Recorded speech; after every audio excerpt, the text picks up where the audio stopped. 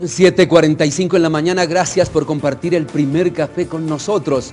Tenemos dos invitados especiales para seguir hablando del tema de la reforma de la justicia y de otro tema, también el fuero militar. Se buscan más garantías para los militares que se vean implicados en delitos en el ejercicio de sus funciones. Vamos a hablar de estos dos temas. Presento a los dos invitados. Doctor Juan Manuel Galán, muy buenos días. Muy buenos días, muchas gracias por la invitación. Senador de la República. Y presento también a el doctor Orlando Chinchilla. Usted es de Azonal Judicial. Sí, señor, muy buenos días a usted y a su audiencia. Gracias por estar con nosotros. Doctor Juan Manuel Galán, ¿cómo ha avanzado ese proceso que busca más garantías para los militares? Bueno, este es un proyecto de acto legislativo que reforma 3 artículos de la Constitución.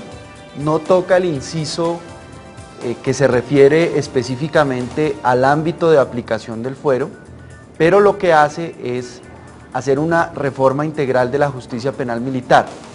Yo resaltaría que uno de los principales puntos es que a partir de este acto legislativo, la justicia penal militar va a tener una carrera propia, autónoma, independiente del mando institucional. Es decir, los comandantes hoy de las fuerzas militares, Ejército, Fuerza Aérea, Armada, no podrían darle órdenes a sus inferiores jerárquicos en la justicia penal militar como hoy en teoría lo pueden hacer. Entonces, eso le va a dar independencia, le va a dar más credibilidad y más legitimidad a la justicia penal militar, porque las carreras de ascenso en la justicia penal militar de sus miembros no van a depender de sus superiores jerárquicos del mando institucional. Por otro lado, se crea una posibilidad de amparar a la policía que hoy está totalmente desamparada y que la policía, digamos, tiene una vocación institucional distinta a las fuerzas militares. La policía debe ocuparse de la seguridad ciudadana, de la convivencia, pero por la realidad del conflicto colombiano ha tenido que participar en operaciones militares, acompañando a las fuerzas militares, y jurídicamente no tiene fuero, está totalmente desamparada. Entonces se crea la posibilidad de que haya una justicia penal policial y un fuero penal policial, de acuerdo con los actos que cometan los policías que guarden relación con su servicio y con sus funciones. Queda tipificada una lista taxativa, enumerada en la Constitución, de delitos que jamás podrá conocer la justicia penal militar: falsos positivos, genocidio, desaparición forzada, tortura, violencia sexual.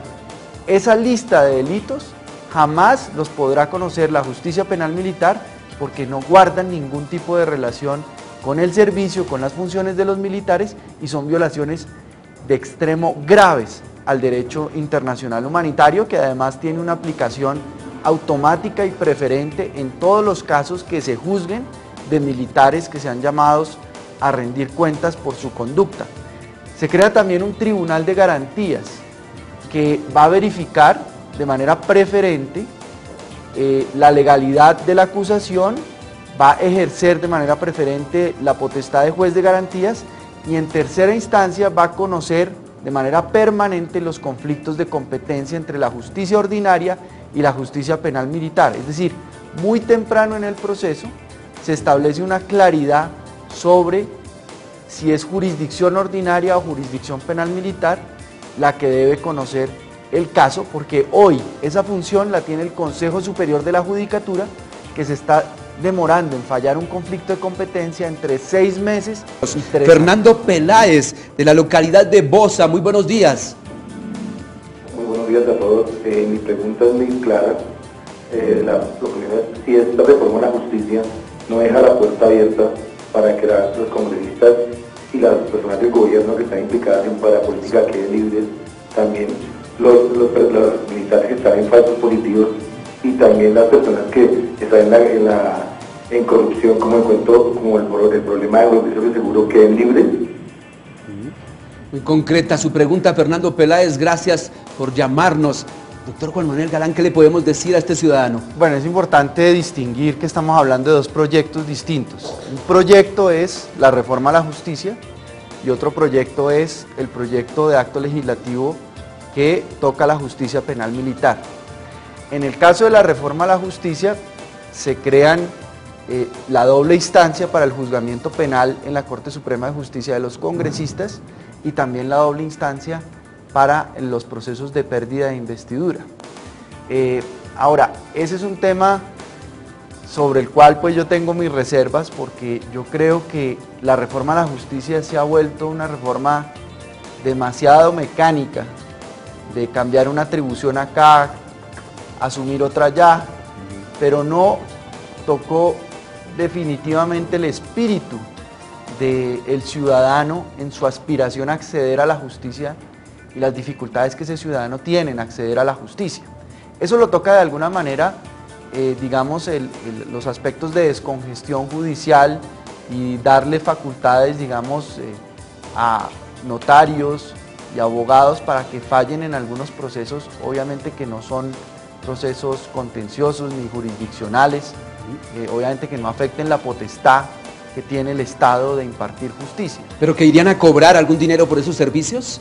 Eso tiene que determinarse posteriormente en una ley que reglamentará los mecanismos de aplicación de eso, pero es una manera, digamos, de facilitar también el acceso a la justicia. En eso sí creo que de alguna manera se toca el acceso a la justicia, pero se habría podido profundizar más en cuanto a determinar cuáles son las barreras para que hoy un ciudadano acceda a la justicia. Barreras financieras, barreras físicas, barreras en materia de corrupción en el sector judicial que impiden que se imparta justicia de manera pronta, de manera oportuna, de manera objetiva, de manera independiente. Ahora, en cuanto a la pregunta del televidente, que ya aterrizan el tema del fuero militar. Sobre el fuero militar, no va a haber impunidad, repito, porque primero, el derecho internacional humanitario, que es el derecho que rige a Colombia de acuerdo al reconocimiento del conflicto que ha hecho el gobierno nacional, contrario al gobierno anterior. El gobierno Uribe durante 8 años negó la existencia del conflicto, dijo que acá en Colombia no había conflicto sino una amenaza terrorista. Esa premisa del gobierno quería decir que no aplicaba el derecho internacional humanitario, sino aplicaba el derecho internacional de los derechos humanos, que es para tiempos de paz, no para tiempos de conflicto. Cuando el gobierno Santos reconoce que hay un conflicto armado interno, tiene aplicación inmediata, automática y preferente el derecho internacional humanitario, que no es necesario armonizarlo a través de una ley especial o a través del Código Penal colombiano o el Código de Procedimiento Penal.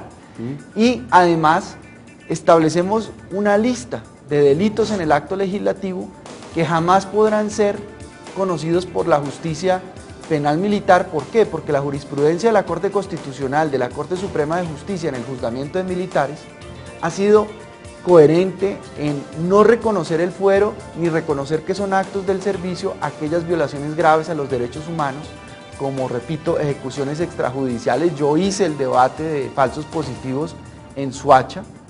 Además, a mi padre lo asesinaron, participaron en su asesinato miembros de la fuerza pública. Entonces, jamás yo podría participar en un proyecto que pretendiera otorgarle impunidad o patente de corso a los militares para pasar de agache en graves delitos que cometan, que no tienen relación con el servicio ni con sus funciones y que deban ser conocidos por la justicia ordinaria. Lo que se hace es dar una claridad en cuanto a las reglas de juego, en cuanto al procedimiento, sobre todo de juzgamiento de los militares, para que muy temprano en el proceso, a través de lo que mencioné del Tribunal de Garantías, se determine, ¿es un acto del servicio? ¿Es o no una violación grave a derechos humanos? ¿Fue por fuera de los combates y de las operaciones militares? Entonces lo debe conocer la justicia ordinaria o lo debe conocer la justicia penal militar. Todos los países del mundo tienen justicia militar y los actos que cometen los militares los conoce la justicia penal militar. Lo que pasa es que en Colombia hay un grave problema de credibilidad de esa justicia, de independencia, de autonomía, de eficiencia. Entonces lo que buscamos es independizar del mando institucional a la justicia penal militar para que tenga una carrera propia y esos miembros de la justicia penal militar tengan credibilidad porque no le van a responder a ningún comandante del cual depende su ascenso y su progreso en la carrera militar. Yo quiero resaltar ese aspecto porque es muy importante. Juan Carlos Castillo, desde la localidad de Turjuelito. Muy buenos días. Gracias, muy buenos días. Doctor Galán, usted ha tocado un tema que me llama poderosamente la atención y es el fuero policial y el fuero militar. Hoy en día la policía pertenece al Ministerio de la Defensa Nacional. Entonces, ¿cómo quedaría la policía y cómo solucionaría la policía en su carrera, para la redundancia policial, todos sus inconvenientes que tiene hoy en día? Muchas gracias. Gracias a usted, Juan Carlos Castillo. Doctor Galán, tiene usted la palabra. Bueno, muchas gracias al televidente por su pregunta. Como yo explicaba, la policía en general es un cuerpo civil, no es una fuerza militar. Hace parte de la fuerza pública, pero no es una fuerza militar. Y la vocación institucional de la policía es trabajar en la seguridad ciudadana y en la convivencia, no participar en operaciones militares. Esa no es su vocación institucional. Ahora, las necesidades del conflicto y la realidad que vivimos en Colombia, de las amenazas a la seguridad y digamos el tamaño que tenemos en la policía, lo bien entrenada que está la policía, lo bien equipada, ha obligado que la policía preste su concurso y su apoyo a las fuerzas militares en operaciones militares para responder a las amenazas en materia de seguridad. De hecho, sobre todo en inteligencia, la policía presta un concurso y una cooperación fundamental. Las grandes operaciones que se han dado de golpes contra la guerrilla de las FARC, el ELN, las bandas criminales, han sido gracias a la inteligencia entregada por la policía. Entonces, la policía, en esa participación de esas operaciones militares, ha estado desprovista o desamparada de un fuero que en el ejercicio de esas operaciones pueda ser llamada a responder por delitos o por crímenes. Entonces, este acto legislativo lo que abre la puerta es que con una ley estatutaria, con unos códigos que reglamenten el acto legislativo posteriormente, pueda crearse eventualmente una justicia penal policial y un fuero penal policial que determine en qué condiciones la participación de la policía en operaciones militares son actos del servicio o no lo son. Eso es lo que se pretende con el proyecto. Doctor Juan Manuel Galán, muchísimas gracias por haber estado en el primer café.